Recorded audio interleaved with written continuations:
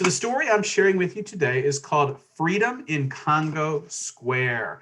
It's a Coretta Scott King honoree.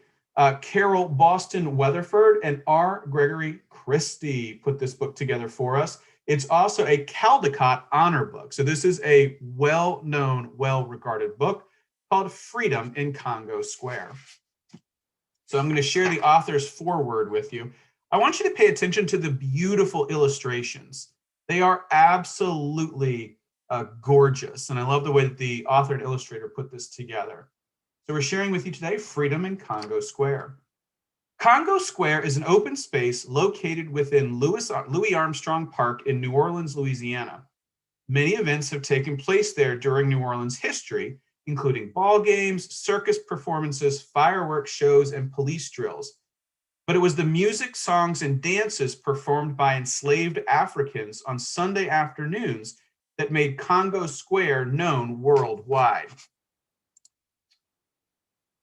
These Africans had been captured in West and Central West Africa, separated from their families, placed in chains aboard slave ships, and brought to the new land as property. Some were also brought from the West Indies and other parts of the United States. In New Orleans, they worked Mondays through Saturdays from sunup to sundown, clearing swamps, cutting roads, building houses, growing crops, washing, cooking, cleaning, and whatever else they were told. But based on a law called the Code Noir, Sundays were holy days. They were to be work-free and set aside for worship. In addition to attending church, some enslaved people used that time off to earn money by growing and selling food, hunting, fishing, or working for their owners and other people. On Sunday afternoons, people of African heritage, both enslaved and free, came together to enjoy themselves. They met at different places in the city until a law made Congo Square the only place they could meet. There, they formed circles around groups of dancers and musicians in different parts of the square. Inside those circles, musicians played instruments like the ones they knew in their homelands, including different kinds and sizes of drums, along with string and wind instruments.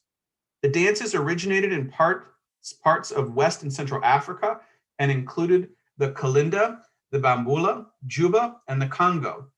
Those who stood around joined in by clapping, singing, and shaking gourd rattles. At Congo Square, enslaved people who had lived in other states, as well as other parts of Louisiana, introduced different styles of songs, dances, and instruments, including European styles. Over time, the intermingling of different African, Caribbean, and European styles led to the development of new styles, including jazz music, which is now performed around the world. The music for jazz funerals and for the second line dancing in parades, along with the music of Mardi Gras Indians, all began in New Orleans and are all based on the style called jazz. Congo Square was placed on the National Register of Historic Places in 1993, and a historical marker was erected there in 1997. Although Congo Square has been its unofficial name since the mid-1800s, it has held many other names, including Place Publique, Circus Square, Congo Plains, and Beauregard Square. In 2011, the New Orleans City Council passed an ordinance that made Congo Square the official name of this national landmark. Today, thanks to the Congo Square Preservation Society, New Orleanians of all ages and backgrounds, along with visitors from all parts of the world, come together in Congo Square on Sundays. There, they enjoy the freedom of expressing themselves by singing, dancing, drumming, and playing other musical instruments of their choice. If you are ever in New Orleans on a Sunday afternoon, feel free to join in. Freddie Williams Evans is a historian and Congo Square expert. All right, so we are going to get started with the story here. Again, I'm sharing with you Freedom in Congo Square. Mondays, there were hogs to slop, mules to train, and logs to chop. Slavery was no ways fair. 6 more days to Congo Square.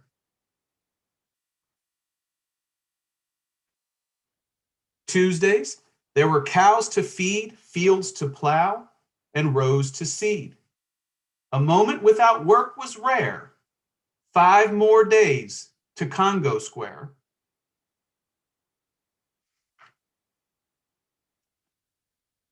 Wednesdays, there were beds to make, silver to shine, and bread to bake. The dreaded lash, too much to bear, 4 more days to Congo Square.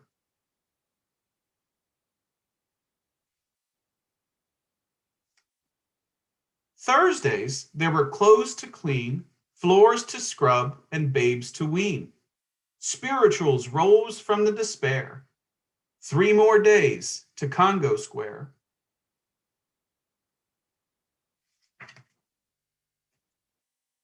Fridays, there were crops to pick, trees to prune, and walls to brick. Run away, some slaves dared. 2 more days to Congo Square.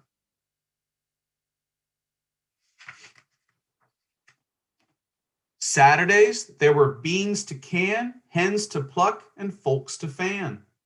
Freedom was slaves' ardent prayer. 1 more day to Congo Square.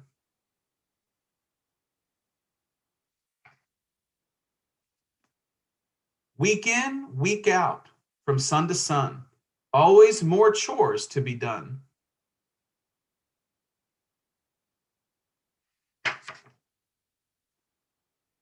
And even as the plantation slept, wood was on the fire kept.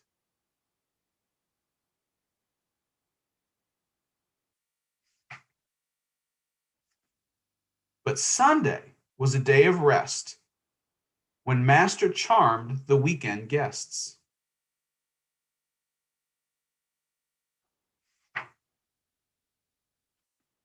Slaves had off one afternoon when the law allowed them to commune.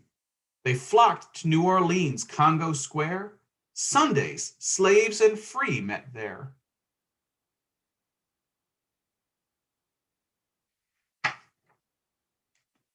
It was a market and a gathering ground where African music could resound. Beneath the sun in the open air, the crowd abuzz with news to share.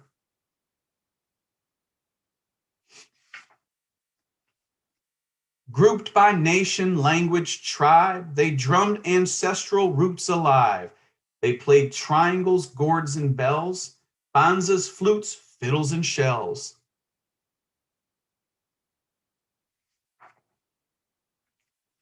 Women in gauze, silk, and percale, men in fringe and furry tails, shook tambourines and shouted chants as rhythms fueled a spirit dance.